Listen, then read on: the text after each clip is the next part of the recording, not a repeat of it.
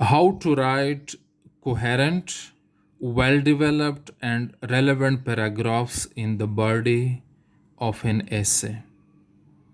Students, you can create support, you can develop your paragraph through different techniques. They include examples, evidences, analysis, description, explanation, comparison and contrast, definition, anecdotes, quotes, statistics, facts and figures, research findings, and even counter arguments. यहाँ पे students example के तौर पे देख ले, this essay is an education, classrooms decide the future of a nation. Likewise, classrooms have a crucial part in the moral and social development of a nation. This is the topic sentence of the given paragraph. ये students topic sentence है. Topic sentence आपको पता है कि it contains a topic and a main idea or a controlling idea. अब students through out student ने support statements के ज़रिए या कोटेशंस के ज़रिए क्रिएट किए हैं. अगर आप फैक्चुअली डॉक्यूमेंटेड डिस्कशन जनरेट करेंगे तो आप लोग स्टूडेंट्स ये टेक्निक्स गूगल करें, इनके ऊपर रिसर्च करें, और जब भी आप लोग कॉन्शियस रीडिंग करेंगे इसी तरह की चीज़ें आप कलेक्ट करें, अपने नोट्स के अंदर इंटीग्रेट करें. ये स्टूडेंट्स यहाँ पे मैंने डिफरेंट आर्ग्यूमेंट्स लिस्ट किए, one by one I am going to explain. Actually ये जो बॉडी पैराग्राफ है इस ऐसे का, ये करेक्टर बिल्डिंग से रिलेटेड है, क्योंकि मोरल एंड सोशल डेवलपमेंट, ये अगर हम पर्सनैलिटी डेवलपमेंट में देख ले तो ये आपकी करेक्टर बिल्डिंग है. तो स्टूडेंट्स यहाँ पे मैंने आर्ग्यूमेंट्स अपने आइडियाज़ डाइवर्सिफाई किए. नंबर वन देख ले, how classrooms play a crucial part in the moral and social development. Students number one argument है डाइवर्स करिकुलम डिज़ाइन. अगर हम स्कूल लेवल पे देख ले तो हमारा जो करिकुलम है it includes social studies, history, literature. In subjects का जो इम्पैक्ट है स्टूडेंट्स के ऊपर, they create tolerance, empathy and justice. और ये स्टूडेंट्स के जो परसुएजन है, परसुएसिव मेंटेलिटी या माइंड सेट के ऊपर भी काम करवाते हैं. लेकिन ये हमारे लिए इंपॉर्टेंट है, टॉलरेंस, एम्पैथी एंड जस्टिस. ये मेरा एक आर्ग्यूमेंट कंप्लीट हो गया. यहाँ पे इसके ऊपर मैंने 2 या 3 सेंटेंसेस लिखने हैं. नंबर सेकंड आर्ग्यूमेंट मैंने लिखना है influence of teachers as role models. Students, teachers का जो पर्सनल एंड प्रोफेशनल कंडक्ट है, इसकी वजह से स्टूडेंट्स के अंदर हम इंटेग्रिटी, हम ऑनेस्टी और रिस्पेक्ट क्रिएट करते हैं. हमारे जो टीचर्स होते हैं through their personal and professional conduct, ठीक है, they inculcate in their students integrity, honesty and respect. अगर स्टूडेंट्स आप लोग देख ले तो पेरेंट्स के बाद हमारे टीचर्स जो होते वी आइडियलाइज देम. तो इनके प्रोफेशनल और पर्सनल कंडक्ट से हम इंटेग्रिटी, ऑनेस्टी और रिस्पेक्ट एक्वायर करते हैं. इस तरह स्टूडेंट्स आपने एक्सप्लेन करना है, ठीक है. Number third, socialisation and interaction. यहाँ पे स्टूडेंट्स हम पीयर टू पीयर लर्निंग करते हैं, फिर हम कम्युनिकेशन डेवलप करते हैं, फिर हम टीम वर्क डेवलप करते हैं, और फिर हम कन्फ्लिक्ट रेजोल्यूशन के टेक्निक्स अपने पर्सनैलिटी के अंदर इम्बाइब करते हैं या इनकलकेट करते हैं या हम इंटीग्रेट करते हैं. ये स्टूडेंट्स हमारा आर्ग्यूमेंट नंबर थर्ड है, सोशलाइजेशन एंड इंटरेक्शन. क्लासरूम के अंदर हम क्या करते हैं, सोशलाइज करते हैं और इंटरेक्ट करते हैं. क्लासरूम के अंदर टीचर्स हमें इन्फ्लुएंस करते हैं. क्लासरूम का जो करिकुलम होता है, सिलेबस, वो डाइवर्सिफाइड होता है. इसके अंदर साइंस के सब्जेक्ट्स भी होते हैं और इसके अंदर सोशल साइंसेस के सब्जेक्ट्स भी होते हैं. नंबर फोर्थ जो स्टूडेंट मेरा आर्ग्यूमेंट है, एक्स्ट्रा करिकुलम एक्टिविटीज़। इन एक्टिविटीज़ की वजह से engagement in sports, arts and service clubs, they lead to leadership, promotion of leadership, sportsmanship और कम्युनिटी एंगेजमेंट। स्टूडेंट्स, ये जो हमारे क्लासरूम्स के अंदर, स्कूल्स के अंदर एक्स्ट्रा करिकुलम एक्टिविटीज़ है, जब हम इनके अंदर एंगेज करते हैं तो we acquire qualities of leadership, traits या क्वालिटीज़ ऑफ स्पोर्ट्समैनशिप, और हम एक सेंस डेवलप करते हैं, एक स्पिरिट कम्युनिटी एंगेजमेंट की। ये देखिए स्टूडेंट्स, आसान अल्फाज के अंदर मैंने इस आर्ग्यूमेंट को एक्सप्लेन किया। Number fifth, school culture and climate. Students, overall अगर हम एकेडमिक इन्वायरमेंट में देख लें तो उधर कलेक्टिव बिलीफ्स, वैल्यूज़ और एटीट्यूड्स को हम प्रैक्टिस करते हैं। ठीक है स्टूडेंट्स, इससे हमारा मोरल और सोशल डेवलपमेंट हम एक्वायर करते हैं और एक कलेक्टिव साइकी हम डेवलप करते हैं। ठीक है स्टूडेंट्स, ये देख ले, ये फिर मैं इसको रिकेप करने की कोशिश करता हूँ। इस स्टूडेंट का क्लेम ये है इस पैराग्राफ में कि classrooms play important role in the moral and social development of a nation या ऑफ चिल्ड्रन या of the younger generation.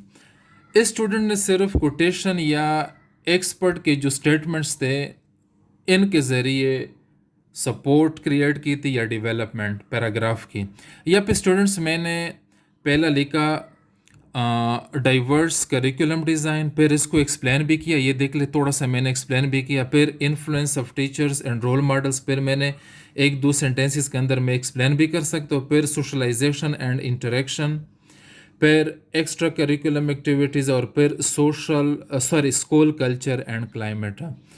But students, it is not necessary कि हर पैराग्राफ के अंदर आपके पास 5 आर्ग्यूमेंट्स होने चाहिए, 6 होने चाहिए, 8 या 10। नो, आपने अगर 100 वर्ड्स तक लिखना है या 120 वर्ड्स आपका पैराग्राफ है या आपका 130 वर्ड्स आपका पैराग्राफ है, तो स्टूडेंट्स आपने ये देखना है कि मेरा पैराग्राफ का जो कंपोजिशन है, स्ट्रक्चर, वो क्या डिमांड करते हैं कम्पिटिटिव एग्जाम में। आप 100 तक लिखते हैं, 120 तक या 130 तक, तो ये स्टूडेंट ज़रूरी नहीं कि हर पैराग्राफ में आपके पास इतने आर्ग्यूमेंट्स होने चाहिए। या पे आप स्टूडेंट्स कोटेशन भी लिख सकते हैं, या पे आप स्टैटिस्टिक्स भी लिख सकते हैं, या पे आप कंपैरिजन भी कर सकते हैं, या पे आप कंट्रास्ट भी कर सकते हैं। This is another essay on political polarization in Pakistan. Students, यहाँ पे देख ले, इस स्टूडेंट ने टॉपिक सेंटेंस लिखा है कि political polarization occurs due to numerous causes, among them institutional weaknesses constitute a major one। तो फिर स्टूडेंट्स, ये पूरा इस स्टूडेंट का पैराग्राफ है, ये देख लें, ये पैराग्राफ है, 3-4 सेंटेंसेस या लाइंस। स्टूडेंट्स, फिर इसको मैंने ब्रीफ किया कि आपको लिखना चाहिए कि नंबर 1, अगर हम बात करेंगे कि इंस्टीट्यूशनल वीकनेस या इंस्टीट्यूशनल इम्बैलेंस या इंस्टीट्यूशनल क्लैश क्रिएट्स या कॉजेस पॉलिटिकल पोलराइजेशन, तो फिर आप इस तरह आर्ग्यूमेंट्स लिख ले कि number 1, lack of functional specialisation. हमारा जो सिस्टम है, इसके अंदर जो जुडिशरी है, लेजिस्लेचर है या एग्जीक्यूटिव, ये आपने कॉन्स्टिट्यूशनली डिफाइंड स्फीयर के अंदर या कॉन्स्टिट्यूशनली मैंडेटेड जो इनका एरिया है, इनके अंदर ये काम नहीं करते। ठीक है। Number 2, military intervention. Number 3, judicial activism. Number 4, bureaucratic inefficiency. Number 5, electoral irregularities. ये तो स्टूडेंट्स आपने ब्रॉडली एक्सप्लेन करना है लैक ऑफ फंक्शनल स्पेशलाइजेशन, जो हम अक्सर पढ़ते हैं कि theory of separation of powers या system of checks and balances. फिर हमारा हिस्ट्री आप देख रहे हैं, military intervention, judicial activism, bureaucratic inefficiencies, electoral irregularities. ये जो इसका पैराग्राफ है, इंस्टीट्यूशनल वीकनेस, इसके ये मेजर आर्ग्यूमेंट्स हैं। लेकिन इस स्टूडेंट ने 2-3 लाइंस के अंदर पैराग्राफ को कंक्लूड किया है, तो स्टूडेंट इसको हम कहते हैं अंडर डेवलप्ड पैराग्राफ या स्केची पैराग्राफ, स्केची जो वेल डेवलप्ड नहीं या अंडर डेवलप्ड पैराग्राफ, इसका मतलब ये है कि you lack in quality knowledge. Yes, students, another essay. Political instability has been a significant impediment to Pakistan's economic development. ये स्टूडेंट यहाँ पे क्लेम करते हैं कि पॉलिटिकल इंस्टेबिलिटी की वजह से हमारे इकोनॉमिक क्राइसिस हैं। इस स्टूडेंट ने अच्छा एक्सप्लेन किया था, लेकिन आर्ग्यूमेंट्स जो थे वो कोहेरेंट नहीं थे, वेल कनेक्टेड नहीं थे, और आर्ग्यूमेंट्स को एक्सप्लेन भी नहीं किया था। या फिर स्टूडेंट्स आप फर्स्ट ये अंडरस्टैंड कर लें कि अगर सेंटेंस के अंदर यू क्लेम कि पॉलिटिकल इंस्टेबिलिटी काजेज इकोनॉमिक क्राइसिज्म इन पाकिस्तान, ठीक है, ये आपका पैराग्राफ है, ये ऐसे इसने इकोनॉमिक क्राइसिस इन पाकिस्तान के ऊपर लिखा था, तो पॉलिटिकल इंस्टेबिलिटी काजेज के अंदर एक काज है। यहाँ पे साइड पे मैंने लिखा है कि why political instability causes economic crisis या lack of economic development या hinders economic development. Number one, political instability discourages foreign investment. इसको फिर आपने एक्सप्लेन करना है कि how it discourages. Number second, political instability undermines business confidence. इसको भी आपने एक दो सेंटेंसेस में एक्सप्लेन करना है। ये देखिए स्टूडेंट्स, यहाँ पे साइड पे मैंने सब सपोर्टिंग पॉइंट्स लिखे हैं। जिस तरह एक डिस्करेजेस फॉरेन इन्वेस्टमेंट, इसका मैंने यहाँ पे लिखा है स्टूडेंट को जब मैं कॉल पे अंडरस्टैंड करवा रहा था। फिर फ्रीक्वेंट चेंजेस, ये इस टू के साथ है, इसी तरह 6 तक का। थर्ड है आपका इट हैम्पर्स या political instability hampers economic reforms. Fourth है political instability deters tourism and trade. Fifth है political instability causes brain drain. Sixth है political instability hinders human resource development या ह्यूमन डेवलपमेंट। तो स्टूडेंट्स अगेन, ज़रूरी नहीं कि paper में 3 घंटे के अंदर आपके पास इतने आर्ग्यूमेंट्स होंगे, लेकिन स्टूडेंट्स ये माइंड में रख लें कि पेपर में बैठने से पहले आप नॉलेज बैंक्स क्रिएट करें, आप अपने फैक्ट बुक्स तैयार कर लें, आउटलाइन तैयार करें। आउटलाइन के हर हेडिंग के साथ आप लोग अपने ये जो आपके आर्ग्यूमेंट्स है ये आप लोग लिख लें। अगर स्टूडेंट्स ये आर्ग्यूमेंट सब सही तरीके से एक्सप्लेन करें, ये आपके रेलेवेंट हैं, मतलब आपके टॉपिक सेंटेंस से रेलेवेंट है, तो ये आप यूनिटी क्रिएट करते हैं। अगर वेल एक्सप्लेंड है, एक दूसरे के साथ कनेक्टेड है, तो ये आपका कोहेरेंस है स्टूडेंट्स। ये मैंने नेक्स्ट ऐसे चेक किया, क्लाइमेट चेंज से रिलेटेड है। ये स्टूडेंट कहते हैं कि क्लाइमेट चेंज को मिटिगेट करने के लिए, कंटेन करने के लिए, रिजॉल्व करने के लिए, प्रिवेंट करने के लिए हमें चाहिए कि हम सर्कुलर इकानमी के ऊपर फोकस करें। ये इम्पोर्टेंट है। यहाँ पे मैं कंटेंट्स के हवाले से भी बात करूँगा, रेलेवेंट कंटेंट्स आपकी रिसर्च के हवाले से भी। ये स्टूडेंट्स देख ले, अच्छा, to minimize the impact of climate change, it is necessary to integrate circular economy. बिल्कुल ठीक है, ये बड़ा मतलब एक इनोवेटिव कॉन्सेप्ट है या अप्रोच है क्लाइमेट चेंज के सॉल्यूशंस के हवाले से। लेकिन स्टूडेंट्स यहाँ पे इस स्टूडेंट ने अंडरस्टैंड नहीं किया है कि सर्कुलर इकोनॉमी है क्या, और मैं सलूशन के तौर पे लेकर आऊँ तो मुझे किस तरह अपने आर्ग्यूमेंट्स प्रेजेंट करने चाहिए। पहले तो इसको ये अंडरस्टैंड करना चाहिए कि circular economy is a model of production and consumption. इसके फिर ये फीचर्स है sharing, leasing, reusing, repairing, refurbishing, recycling. ठीक है स्टूडेंट, जिसको हम कहते हैं SL4Rs। ठीक है स्टूडेंट्स, फिर ये अंडरस्टैंड करें कि why we go towards circular economy या why we adopt या why we need to promote circular economy। Circular economy को हम इसलिए प्रमोट करेंगे जब हम ग्लोबल लेवल पे इस तरह के चैलेंजेस फेस करेंगे, जिस तरह climate change, biodiversity loss, waste and pollution. इस तरह के चैलेंजेस जब हम फेस करेंगे तो हम सर्कुलर इकानमी को डेवलप करेंगे या प्रमोट करेंगे। अभी स्टूडेंट्स, इस स्टूडेंट ने फोकस किया है 3 R's पे, रिड्यूस, रीयूज एंड रिसाइकल, और या पैराग्राफ में या तक इसने एक्सप्लेन किया है। ठीक है स्टूडेंट्स, बिल्कुल ये जो 3 R's हैं, इनके ज़रिए we can minimise waste, reduce greenhouse gas emissions, conserve natural resources. ये मैंने यहाँ पे एक्नॉलेज किया है कि बिल्कुल 3 R's they can go a long way, ये जो 3 R स्ट्रेटेजी है। लेकिन स्टूडेंट्स, इस स्टूडेंट ने बात की है सर्कुलर इकानमी के ऊपर। तो सर्कुलर इकानमी को अंडरस्टैंड करने के लिए ये मैं आपके साथ शेयर करता हूँ। Circular economy includes a broader range of strategies and practices. It eliminates waste and pollution, it keeps products and materials in use, it regenerates natural systems. ये स्टूडेंट्स ये देखे 3 मेजर जो पिलर्स हैं, और 3 R's के ये 3 मेजर फीचर्स है या पिलर्स हैं। अभी स्टूडेंट्स मैं अगर यहाँ पे प्रूव करूँगा कि सर्कुलर इकानमी जो है हमें चाहिए कि हम इसको प्रमोट करें, तो हम किस तरह प्रमोट करें। इस स्टूडेंट ने बात करनी है कि how to promote circular economy, how to integrate, how to adopt. Number 1 है स्टूडेंट हमारे पास solution, policy and regulatory frameworks.